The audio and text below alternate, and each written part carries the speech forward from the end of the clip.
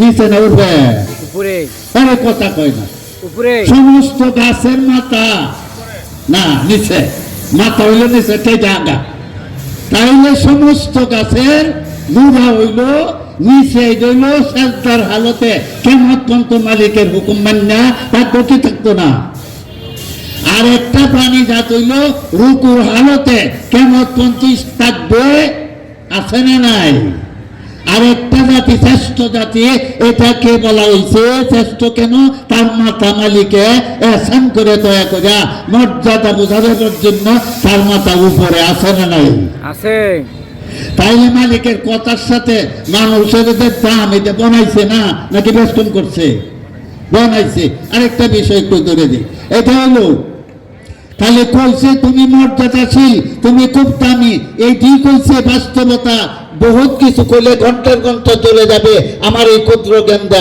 বাস্তবতা কি একটা বাস্তবতা ধরে দেই মেহমান যেমন দামি তার বিছানায় এমন দামি কিনা ঠিক উদ্বোধন বুঝে থাকলে মেহমান যত দামি তার বিছানা দামি তত দামি এই সৃষ্টি জগতের মধ্যে সবচেয়ে বেশি দামি হইল মানুষ মেহমান সবই আল্লাহর মেহমান কথা ঠিক না বেশি এর মধ্যে এক নাম্বার হলো মানুষ হইল আল্লাহর এক নম্বর মেহমান তার যে এই বিছানাটা যে হাদিসের ভাষা বলা হয়েছে জমিনটাকে আমি বিছানা স্বরূপ তোমাদের জন্য বসবাস আরামে বসবাস করার জন্য সৃষ্টি করলাম কথা আছে ঠিক না ঠিক এভাবে কি দামি বিছনা না হস্তা বিছনা দামি এর একটা বিছনা যদি খালি না দিত বেড়াগিরি সব সেটা হয়ে গেল বলে ঠিক ঠিক বেড়াগিরি কার উপরে তাকিয়া এইটার বিছনার উপরে তাকিয়া বেড়াগিরি আরে কি করবেন এরপরে মনে করি কি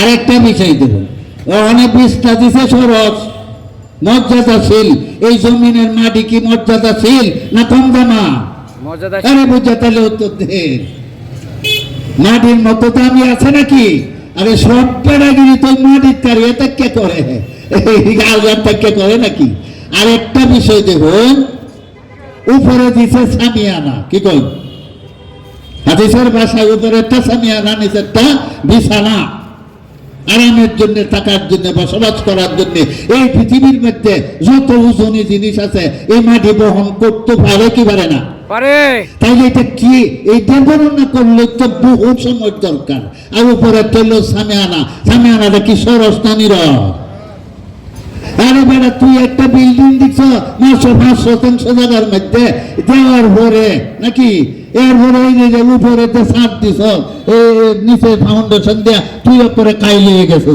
আল্লাহর এটা তো একটা বিল্ডিং এটা তো একটা বাড়ি ঠিক এখানে এই মালিকের বাড়ির ফাউন্ডেশন কেমন আর এই মালিকের বাড়ির ছাদ কেমন এটা আলাপ করলে এই ছাত্রগাছ জমি তাইলে কি হবে আলোচনা শেষ করা যাবে না তাহলে পাঁচ দিতেছি খালি বোঝার জন্য সম্মানী বিষয়টা কি আরেকটা সম্মানী বিষয় বিছানাও সুন্দর সামেরাও সুন্দর যত খাবার ব্যবস্থাপনা যত খাদ্যের ব্যবস্থাপনা এটা কোথাতে হইতেছে এই বিছানাতে এই বর্তনেতে কেমন বোঝুন এই কেমতের এক পর্যন্ত এই বর্তনের খানা খাইব সব মানুষে ঠিক ভাবে ঠিক ঠিক কি এই বর্তনে যদি এই খানা ব্যবস্থা যদি বাজেট করা আকাশতে না হইতো নাকি তাইলে কি এই মাথার লেগিরা ফাটলামি থাকলো হইলে কিনা কি করেন আমি আলতুই তার ভাই সব কিছু করতে পারেন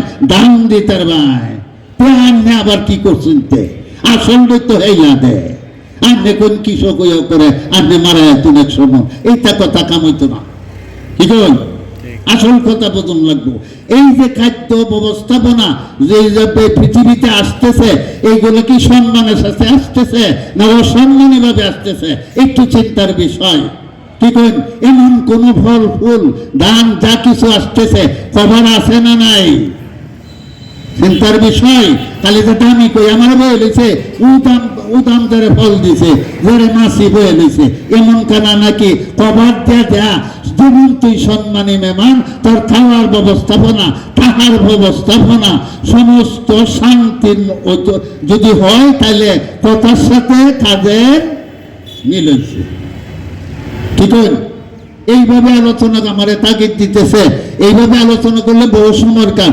আর একটা বিষয় অল্প সময়ে শেষ করে দিই, এটা হইল একটা শব্দের নাম যুক্তি, আর একটা শব্দের নাম ভক্তি, আর একটা শব্দের নাম শক্তি। কয়টা কথা বলছি? তিনটা।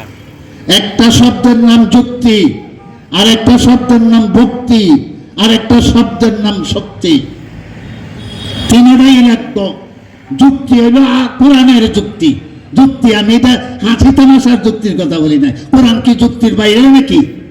কোরআনের মতো যুক্তি এই পৃথিবীতে দ্বিতীয় কোনো গ্রন্থের মধ্যে নাই। আছে নি? নাই। নাই। তাইলে মেনে নিতে হবে আল্লাহর যুক্তি, যেটার মধ্যে কোনো কি নাই, ভুলের অবকাশ নাই। এই যুক্তি নেওয়া লাগবো, বাতিলের যুক্তি নেওয়া চলবে না। কোরআনের মতে যুক্তি। আর একটা হলো সেজদা, যেটাকে বলছি ভক্তি। কি লাগবো কি লাগবো না? লাগবো। ইমানদারের তিনটা মৌলিক বিষয়, সময় নেই কথা বললাম। একটা হলো কোরআনের যুক্তি, আর একটা হলো আল্লাহর করতে ভয়ে ভক্তি, আর একটা হলো শক্তি। এই তিনটার একটা কমলে তোমার মুমিনগিরি ক্যান্সেল হয়ে যাবে। একটু থেকেও কম না। কি করেন? মাথা যেমন দরকারি, ফাউকে এমন দরকারি না। ওদের বুঝে থাকে তোদের মিডেল কি দরকারি না। তো আমি কয়টা বেশি কয়েছি গন্ধেতে আন্দোলন যেমন ওকে করছে তিনটা বিষয় দেয়া, তাইলে ইসলামটাকে পরিপূর্ণ করছে। তিনটা বিষয় হলো মৌলিক বিষয়।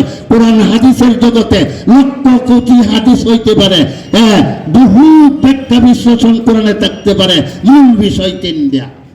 মনে নিতে গেলে মূল বিষয় তিনটা। একটা হলো কোরআনের যুক্তি দ্বিধাদ্বন্দ্বে আপোষে মেনে নিতে হবে, আর একটা হলো আল্লাহর কর্তৃত্বের সেজদা দিতেই হবে। কি করেন? নবীজি যুদ্ধ ময়দানে তুমুল যুদ্ধ চলছে, এরা কাম করছিল কয়টা কথা বলেন? একটা কাম হলো একদিক দিয়ে যুদ্ধ, একদিক দিয়ে যুদ্ধ চলছে, আর একদিক দিয়ে নামাজ হয়েছে। কথা ঠিক না বেটি? তাইলে কোনোটাতে কোনোটার দাম কম নাকি? তাইলে যুদ্ধের নাম কি ভক্তি? যুদ্ধের নাম শক্তি। আল্লাহ কুদ্দত ভাই নামাজ শরীরের নাম হলো ভক্তি। কারো ক্ষমতা কম না।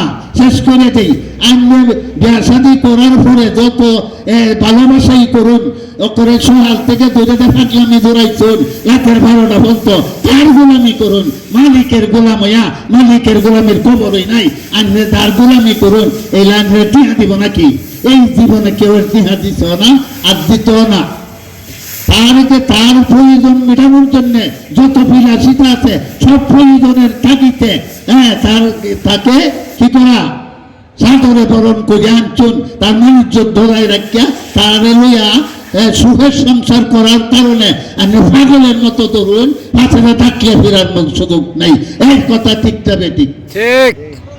কিন্তু একটা বিষয় কয়ে যায়, এই কথা হইল যত কাপড়ই দেন, যত বিলাসিতই দেন, যত আমোদ পুত্রই দেন, যতই ভালোবাসুন, কিন্তু রাত্রের বেলা যেটা, এটার নাম হলো শক্তি।